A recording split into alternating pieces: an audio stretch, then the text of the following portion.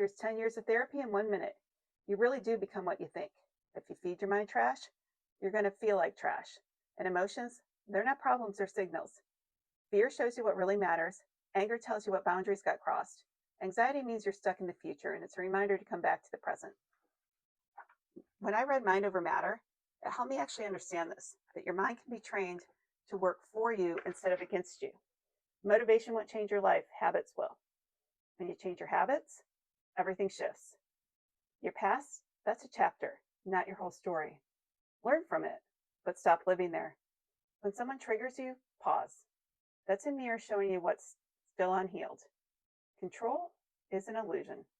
The only real power you have is you and your choices. At the end of the day, it's simple. Your thoughts shape you, your habits build you, and your choices define you. In case you think this might help you too, I added the link below.